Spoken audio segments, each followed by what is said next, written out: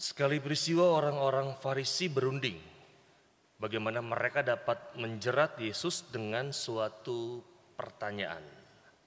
Mereka menyuruh murid-murid mereka bersama-sama para pendukung Herodes bertanya kepada Yesus, "Guru, kami tahu engkau seorang yang jujur dan dengan jujur mengajarkan jalan Allah. Dan engkau tidak takut kepada siapapun juga sebab engkau tidak mencari muka. Katakanlah kepada kami pendapatmu, bolehkah membayar pajak kepada kaisar atau tidak?" Tetapi Yesus mengetahui kejahatan hati mereka. Ia lalu berkata, "Mengapa kamu mencobai aku, hai orang-orang munafik? Tunjukkanlah kepadaku mata uang untuk pajak itu." Mereka membawa 1 dinar kepada Yesus. Yesus pun bertanya kepada mereka, "Gambar dan tulisan siapakah ini?" Jawab mereka, "Gambar dan tulisan Kaisar."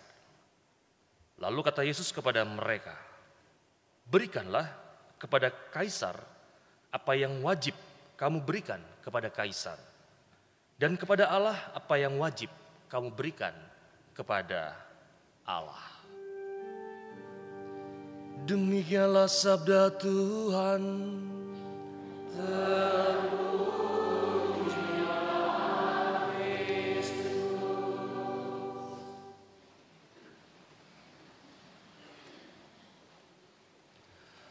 Bapak, Ibu, dan saudari-saudara terkasih dalam selamat pagi semua.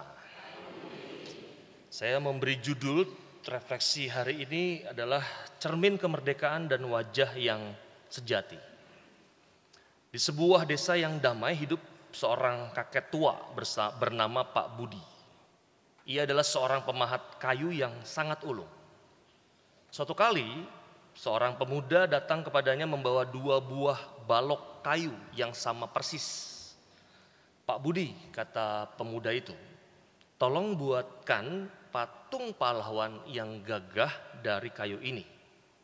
1 untuk dipajang di balai desa dan 1 lagi untuk koleksi pribadi saya."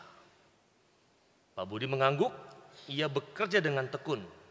Namun ada satu hal yang aneh. Ia membuat patung yang dipajang di balai desa dengan sangat cepat dan hanya fokus pada detil luarnya. Wajahnya dibuat gagah, seragamnya rapi, tetapi bagian belakangnya tidak diukir sama sekali. Hanya dibiarkan kasar. Sedangkan untuk patung koleksi pribadi, Pak Budi mengerjakannya dengan sangat teliti. Ia mengukir setiap inci, bahkan bagian belakangnya pun ia ukir dengan sangat indah. Menampilkan otot-otot yang kuat dan detil seragam yang terlihat sangat nyata. Pemuda itu kebingungan. "Mengapa Bapak mengerjakan berbeda?" tanyanya. "Nah," jawab Pak Budi, "patung untuk balai desa akan dilihat banyak orang. Tapi mereka hanya peduli pada apa yang mereka mau lihat saja, itu pun dari depan. Tapi patung ini menunjukkan patung koleksi pribadi. Akan dilihat dari semua sisi. Ia harus jujur dan sempurna dari segala arah karena ia adalah cerminan dari ketulusan." Ini abstraksi analoginya. Kalau mau berhenti di sini silakan ya. Lalu refleksinya bagaimana? Ketika mau disangkut pautkan dalam refleksi Injil Matius hari ini, saya mau mengatakan bahwa kemerdekaan tanpa topeng. Kisah yang digambarkan tadi sebagai analogi pada perikop Injil Matius pun terlihat di mana orang Farisi berusaha menjebak Yesus dengan pertanyaan tentang membayar pajak kepada kaisar.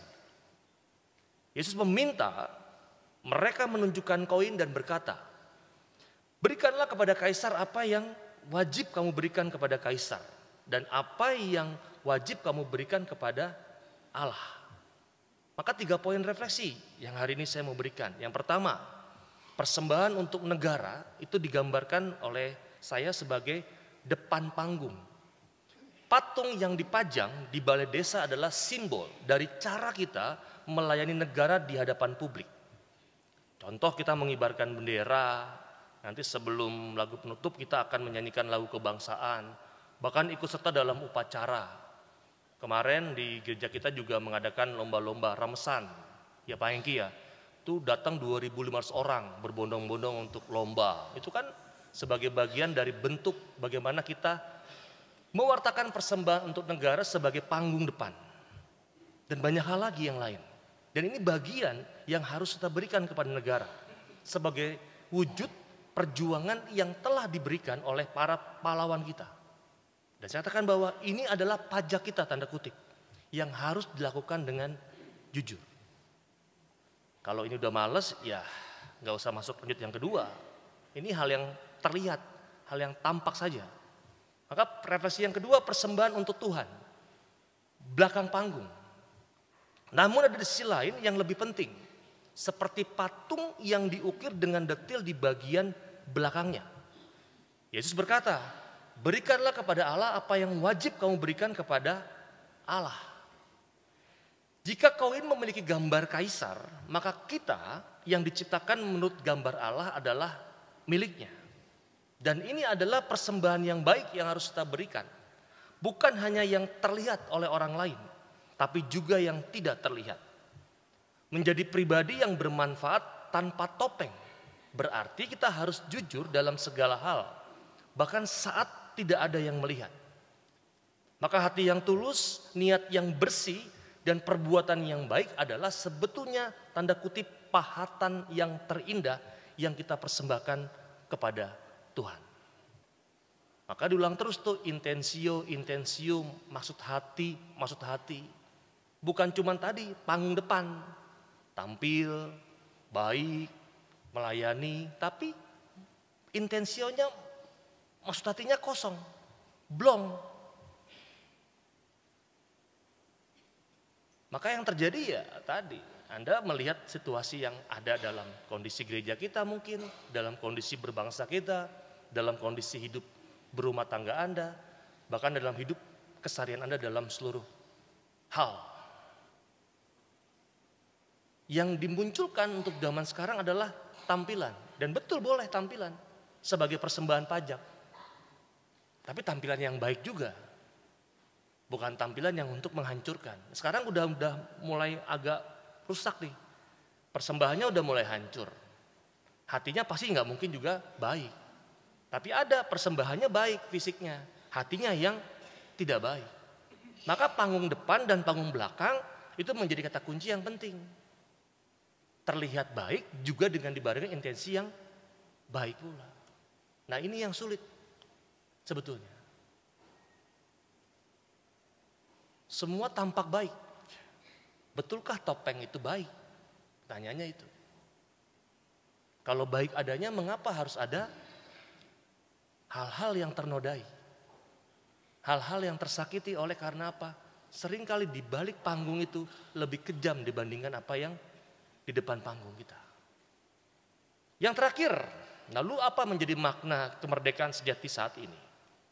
Bapak Ibu, saudara-saudara, kemerdekaan di masa sekarang bukan lagi tentang tadi penjajahan fisik, tetapi tentang bagaimana memerdekakan diri dari kepalsuan, korupsi yang juga lagi menjadi kembali marak, bahkan ketidakjujuran. Tidak usah jauh-jauh dalam kerangka yang lebih jauh dalam hal berpolitik. Bahkan dalam hidup menggereja pun ini menjadi sesuatu yang harus kita perangi. Memerdekakan diri dari kepalsuan, korupsi apapun, waktu, perasaan orang, maupun ketidakjujuran. Maka momen kemerdekaan RI yang ke-80 ini adalah waktu yang tepat untuk kita bercermin. Apakah kita hanya menjadi patung tanda kutip yang indah di depan, namun kosong dan kasar di belakang? Atau apakah kita menjadi pribadi yang utuh, yang tulus dalam segala tindakan, baik yang terlihat maupun yang tidak terlihat? Kalau Anda yang tidak terlihat aja udah tulus, saya bisa pastikan untuk hal yang terlihat Anda juga pasti bisa tulus. Kalau hal yang tidak terlihat aja udah gak tulus, apalagi untuk hal yang terlihat. Jangan dibalik-balik logika berpikirnya. Akhirnya mari kita jadikan perayaan ini sebagai momen untuk mengukir hidup kita dengan ketulusan. Biarkan setiap tindakan, setiap kata, dan setiap niat kita itu menjadi patung yang jujur dan utuh.